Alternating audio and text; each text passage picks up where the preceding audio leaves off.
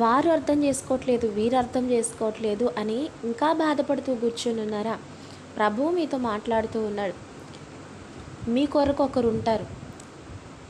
మనుషులలో మీ కొరకు ప్రభువు ఏర్పాటు చేసినటువంటి వారు నిశ్చయంగా ఒకరు ఉంటారు. కానీ వారిని మీరు కనుగొనేంత వరకు కూడా, ఎప్పటికీ ఎల్లప్పటికీ మీరు కనుగొన్న తరువాత కూడా యేసుక్రీస్తు ప్రభుల వారు మీతో ఉంటారు. ఇంకొక విషయం చూడాలంటే, యోసేపును తన తండ్రి ప్రేమించాడు, సహోదరులేమో ద్వేషించారు. కానీ తండ్రి ప్రేమ మరి సహోదరుల ప్రేమ కంటే దేవుని ప్రేమ గొప్పది. ఆ గొప్ప ప్రేమ అతనిని ఆయన చిత్తములో నిలబెట్టింది. దానికి యోసేపు కూడా దేవుని వైపే చూచాడు. ఏ శ్రమ కలిగినా దేవునిపై ఆధారపడ్డాడు. దేవునికి మహిమకరంగా జీవించాలి, దేవుని నామ దూషణకరంగా ఎప్పుడు నేను బ్రతకూడదు అనుకున్నాడు.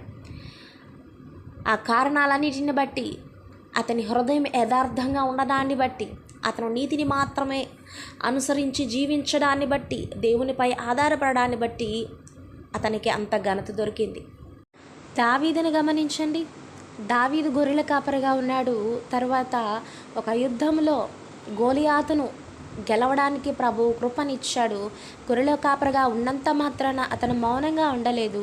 అతనున్న స్థితిలోనే దేవుని స్తుతిస్తూ, దేవుని ఆరాధిస్తూ, దేవునిలో ఆనందించడానికి నేర్చుకున్నాడు.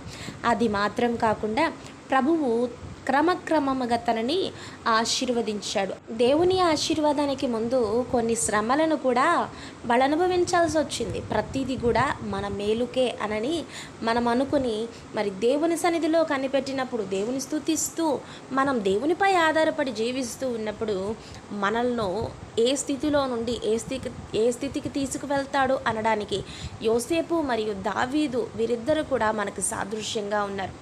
మరి దావీదు గొర్రెల కాపరిగా ఉన్నాడు. తరువాత దేవుని ప్రజలను పరిపాలించగలిగినటువంటి గొప్ప కృప దావీదు పొందుకున్నాడు.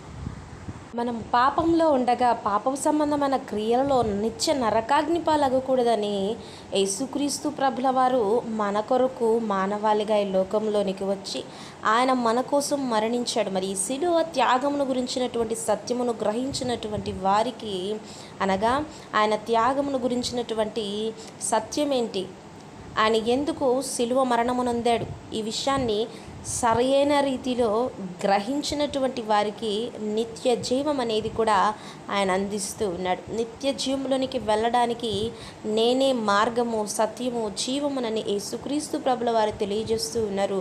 మరి ఈ లోక సంబంధమైన వారిని చూచి ఎందుకు దిగులు పడుతున్నారు? ఈ లోకంలో ఉన్నటువంటి వారు మీకు ఏమైనా చేయగలరా అంటే తాత్కాలికమైన సహాయమును మాత్రమే మీకు అందించగలరు. కానీ సమస్తమును చేయగలిగినటువంటి సర్వ సృష్టికర్త మనలో ఉన్నట్లయితే ఆయన సమస్తమును సాధ్యపరిచి మన కొరకు మొత్తం అన్నిటినీ కూడా మార్చడానికి సమర్థుడై ఉన్నాడు. మనం ఏ స్థితిలో ఉన్నా కూడా మనని గొప్పవారిగా నిలబెట్టడానికి ఆయన సమర్థుడు. మనుషులు మిమ్మల్ని అర్థం చేసుకున్నా చేసుకోకపోయినా మీ హృదయాన్ని ఎరిగినటువంటి ప్రభువు మీతో ఉన్నాడు. ఆయన మిమ్మల్ని హెచ్చిస్తాడు. మనుషుల మాటలకు కృంగిపోక దేవునిపై ఆధారపడి దేవునిలో ఆనందిస్తూ జీవిద్దాం, ఘనకార్యములను పొందుకుందాం.